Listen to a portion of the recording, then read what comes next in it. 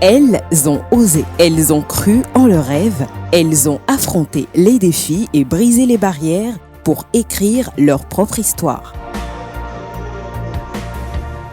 À l'occasion de la Journée internationale des droits des femmes, Asuka Magazine met en lumière des femmes d'exception d'Afrique, d'Europe et d'ailleurs. Elles sont leaders, visionnaires, pionnières dans leur domaine. À force de détermination et de passion, elles ont transformé leurs ambitions en succès. Leur parcours inspire, motive et trace la voie pour une nouvelle génération de femmes audacieuses. Bienvenue à Asuka Woman, les femmes qui osent.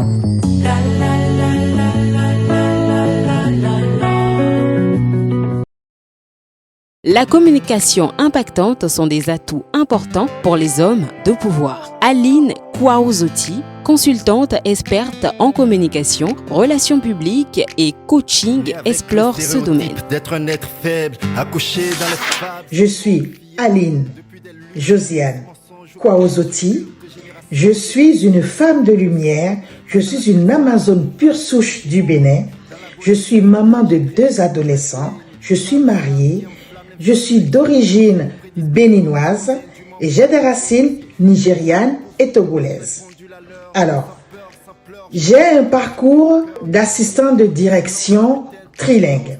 Je suis basée à Paris et j'ai eu un parcours professionnel assez fleuri, assez enrichi. Mais avant ça, j'ai fait mes études au CMG Notre-Dame des Apôtres de Cotonou, au Bénin. Ensuite, j'ai fait 1 année d'université à Bomé-Calavi. Puis, je suis venue en France et j'ai fait mes études post-universitaires en France. Et j'ai pu après embrasser la vie professionnelle où j'ai travaillé dans des grandes entreprises comme EDF, GDF, L'Oréal, Lyonnaise des Eaux. J'ai travaillé aussi dans des banques britanniques à Londres, la Midland Bank aussi. Et je suis revenue en France où j'ai travaillé au sein d'un grand groupe américain spécialisé dans l'aéronautique, l'aérospatiale. Et vraiment, je suis fière du parcours que j'ai eu et c'est un plaisir de pouvoir le partager avec vous. Suite à ma carrière dans l'aérospatiale, j'ai décidé de réaliser mon rêve et vraiment d'être maintenant la coach certifiée qui vous parle, d'être la consultante experte dans la communication impactante. Il s'agit par exemple du manque d'éducation des jeunes filles. Il s'agit par exemple de ce problème qu'a la société de cantonner la femme au second rang. Et je fais allusion à la misogynie.